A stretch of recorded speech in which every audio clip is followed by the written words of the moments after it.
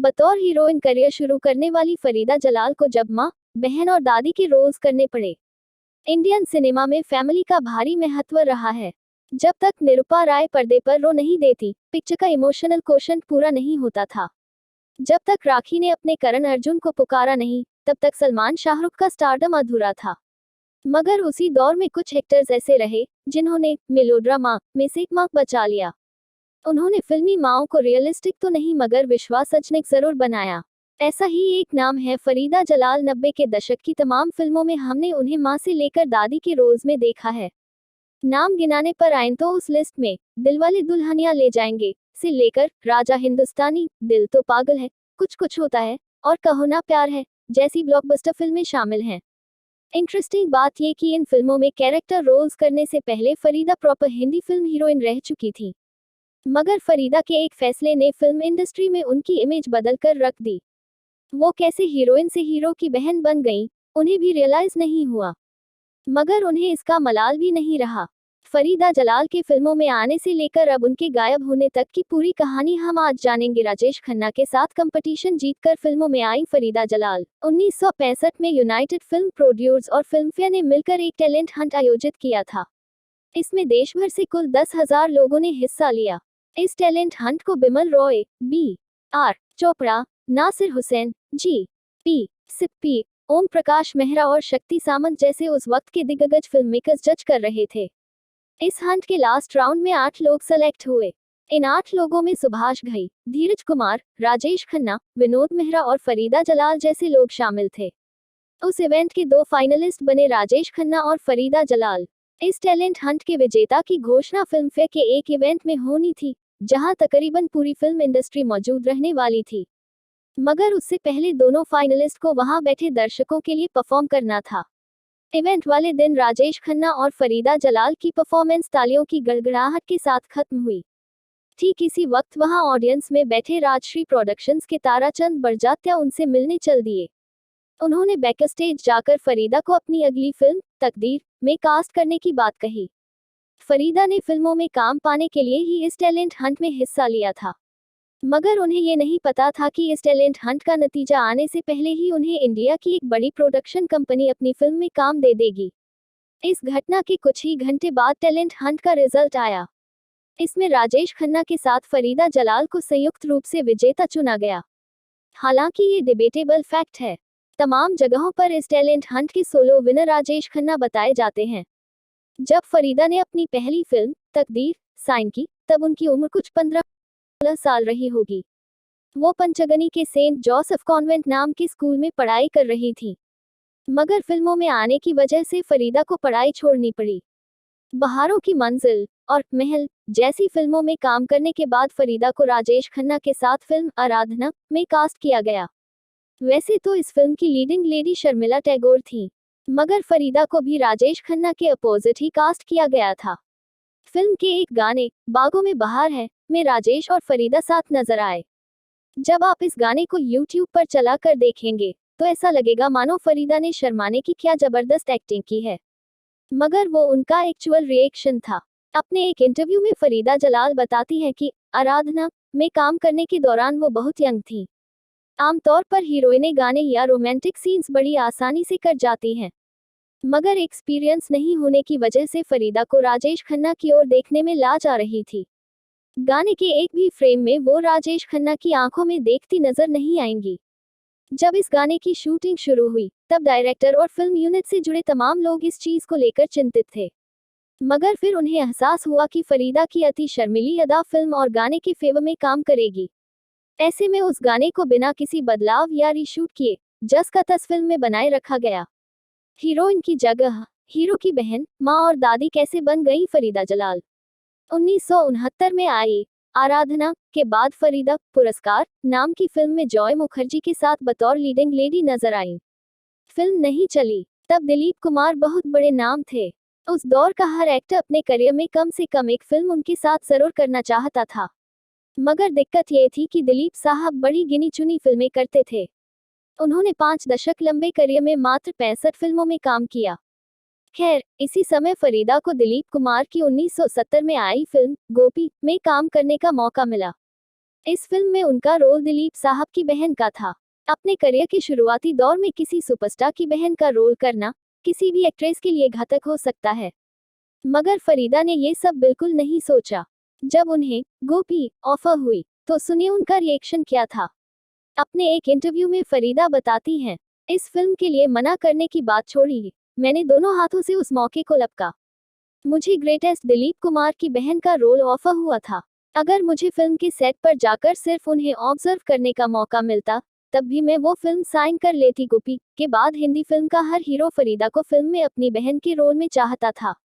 इसके बाद फरीदा को 1971 में आई फिल्म पारस में संजीव कुमार की बहन के रोल में कास्ट किया गया। ये वो फिल्म थी जिसमें काम के लिए फरीदा को अपने करियर का पहला अवार्ड मिला, film fair best supporting actress award. अपने इस फैसले को बिना किसी मलाल सही ठहराते हुए फरीदा कहती हैं, अच्छे कपड़े पहनकर सुंदर दिखने और पेड़ों के आसपास नाचने में ऐसी क्या खास बात है। मुझे फिल्म में हीरोइन से ज्यादा काम करने का मौका मिलता है। फिल्म की हीरोइन सिर्फ गाने गाती रहती और सारे ड्रामेटिक सीन्स मेरे खाते में आ जाते थे। फिल्म पारस में मुझे संजीव कुमार की बहन का रोल मिला, मगर मुझे उस फिल्म में राखी दी से ज्यादा काम करने को मिला, जो कि फिल्म की ऑफिशियल हीरोइन थी। इस पर मुझे इन किरदारों को निभाने की वजह से पहचान और अवार्ड्स भी मिल जाते थे। मैं हीरोइन क्यों बनना चाहूंगी जब मुझे बहन के किरदार में उससे ज्यादा और बेहतर काम करने का मौका मिल रहा था। फरीदा का ये कहना एक तरह से सही भी था, क्योंकि अगली बार वो सलीम जावेद की लिखी फिल्म मजबूर में नजर आई। इसमें वो अमिताभ बच्चन की बहन के रोल में दिखाई दी। इस फिल्म के लिए फरीदा को उनके करियर का दूसरा बेस्ट सपोर्टिंग एक्टर अवार्ड मिला। वो टाइप कास्ट नहीं हुई, उन्होंने आपदा को अवसर में तब्दील कर दिया। अमर प्रेम, बॉबी, धर्मात्मा और शतरंज के खिलाड़ी जैसी हिट फिल्मों में काम करने के बाद फरीदा सीन से गायब होने लगी थी। पिछले वाक्य में हमने आपको जितनी फिल्में गिनाई उनमें से सिर्फ बॉबी में उनका रोल चैलेंजिंग था। उस फिल्म में उन्होंने ऋषि कपूर की मंगेतर का रोल किया था, जो मानसिक रूप से बीमार थी, मगर बीतते समय के साथ उन्हें काम मिलना कम हो गया था। इसके पीछे की वजह ये थी कि तब तक मल्टी स्टारर फिल्मों का चलन शुरू हो गया था। फिल्म के तमाम प्राइमरी रोल्स पॉपुलर एक्टर्स करने लगे। 1975 में शोले आ चुकी थी, कभी कभी, हेरा फेरी और अमर अकबर एंथनी जैसी मल्टी स्टारर फिल्में सफलता के नए पैमाने गढ़ रही थीं। फरीदा के पास फिल्म ऑफर्स तो आ रहे थे, मगर वो हल्के और छोटे मोटे कॉमिक रोल्स होते थे। इसी समय फरीदा को जीवन रेखा नाम की फिल्म ऑफर हुई। वो इस फिल्म की हीरोइन थी और उनके हीरो थे तबरेज बरमावर। तबरेज ने प्यारे मदीना समेत कुछ सोशल मुस्लिम सिनेमा में काम किया हुआ था। जीवन रेखा पर साथ काम करने के दौरान फरीदा और तबरेज के बीच कुछ पकने लगा। दोनों प्रेम में पड़े और नवंबर 1978 में इन्होंने शादी कर ली। शादी के बाद फरीदा के फिल्म ऑफर्स सूखने लगे। ऐसे में एक आध साल बंबई में गुजारने के बाद वो अपने पति के साथ बेंगलोर शिफ्ट हो गईं। बेंगलोर में तबरेज की साबुन फैक्ट्री थी। कुछ समय बाद दोनों को एक बेटा पैदा हुआ। फरीदा उसमें व्यस्त हो गईं। फिल्मों से वास्ता खत्म सा हो गया। 7-8 साल फिल्मों से दूर फरीदा अपनी लाइफ में बिजी थी। हालांकि उन्होंने वहां रहने के दौरान ही घर जमाए नाम के एक टीवी शो में काम किया। फरीदा को दोबारा से एक्टिंग में एक्टिव होता देख कई फिल्ममेकर्स के कान खड़े हो गए। एक दिन अचानक से एस ओबरॉय नाम के प्रोड्यूसर फरीदा के बेंगलोर वाले आवास पर पहुंचे। वो उन दिनों ये जो है जिंदगी नाम का शो बना रहे थे। उन्हें शफी इनामदार के साथ एक जाना पहचाना चेहरा चाहिए था। उन्होंने फरीदा से पूछा कि क्या वो उनके सीरियल में काम करना चाहेंगी। पति से चर्चा के बाद फरीदा वो शो करने को तैयार हो गईं। वो मुंबई आई और शो काम शुरू हो गया, मगर ये उनका ऑफिशियल कमबैक नहीं था। अब समय में थोड़ा पीछे यानी फ्लैशबैक में चलते हैं। फिल्म बॉबी की शूटिंग का आखिर दिन था। शूटिंग खत्म होने के बाद फरीदा राज कपूर से गुड बाय बोलकर वहां से निकल रही थी। राज कपूर ने फरीदा के गुड बाय के जवाब में कहा, तुम्हारे और मेरे बीच में कोई गुड बाय नहीं होगी, क्योंकि R.K. बैंकर फिल्में बनाएगा और तुम हमेशा उन फिल्मों का हिस्सा होगी। फरीदा को लगा राज कपूर सबको खुश रखने के लिए जाने जाते हैं, उन्होंने ऐसे ही ये बात कह दी होगी। उसके बाद फरीदा की शादी हो गई। वो बेंगलोर शिफ्ट हो गईं। जब 1988 में राज कपूर की डेथ हो गई तो फरीदा को लगा कि राज कपूर का वादा रह गया। 80 के दशक के आखिर में ये जो है जिंदगी की शूटिंग के लिए फरीदा मुंबई आने की तैयारी कर रही थी। तभी उन्हें राज कपूर की आखिरी फिल्म माने जाने वाली हिना का ऑफर आया। कहा जाता है कि हिना की सारी तैयारी राज कपूर ने खुद की थी। फिल्म की शूटिंग पूरी होने से पहले वो गुजर गए, मगर मरने से पहले उन्होंने फरीदा जलाल से किया अपना वादा पूरा कर दिया था। हिना फरीदा जलाल की कमबैक फिल्म बनी। इसके लिए उन्हें एक बार फिर बेस्ट सपोर्टिंग एक्ट्रेस का अवार्ड मिला। अपने एक इंटरव्यू में फरीदा बताती है कि वो हिना को अपनी आखिरी फिल्म की तरह देख रही थी। बकौल फरीदा, वो चाहती थी कि हिना में काम करने के बाद पूरी तरह से फिल्में छोड़कर फैमिली पर फोकस किया जाए। हिना की सफलता का जश्न मनाने के लिए मुंबई के ताज होटल में एक पार्टी रखी गई थी। यहाँ फिल्म की पूरी स्टार कास्ट के साथ फरीदा भी मौजूद थी।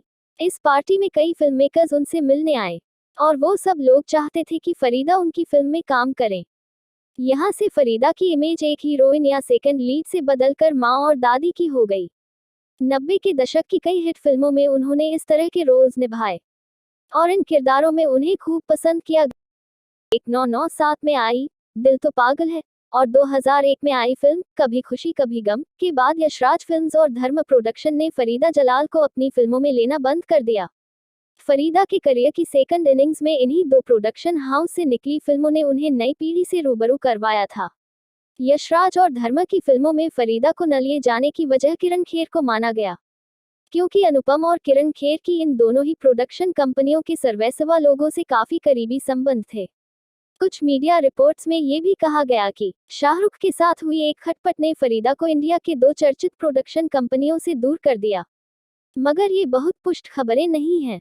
हालांकि 2012 में करण जौहर के डायरेक्शन में बनी film student of the year में फरीदा नजर आई थी। 2016 में यशराज फिल्म्स ने भी उन्हें अपनी शॉर्ट फिल्म लव शॉट्स में कास्ट किया, मगर पहले वाली बात नहीं रही। फिल्मों से बचे समय में फरीदा ने बालिका वधू और जीनी और जूजू समेत तमाम टीवी शोज में काम किया। 2014 से 2016 तक जेड टीवी पर आने वाला शो सतरंगी ससुराल टीवी पर फरीदा का आखिरी काम था। हालांकि फिल्मों में फरीदा हमें यदा कदा ही देखने को मिलती हैं। 2018 में बत्ती गुल मीटर चालू और 2020 में जवानी जाने मन के अलावा वो किसी फिल्म में नजर नहीं आई हैं। इस इंडस्ट्री के प्रति आभार का भाव रखने के साथ फरीदा को एक बड़ी शिकायत भी है, वो ये कि इस इंडस्ट्री में उनके समकालीन मेल एक्टर्स की तरह महिलाओं के लिए सशक्त रोल्स नहीं लिखे जा रहे हैं। ये तो हो गई फिल्मों और टीवी की बात, मगर फरीदा ने डिजिटल वर्ल्ड में भी अपनी मौजूदगी दर्ज करवा ली है। वो Z5 पर आए दो शोज मेहरम और परछाई का हिस्सा रह चुकी हैं। फरीदा अपने बेटे यासीन जलाल के साथ रहती हैं।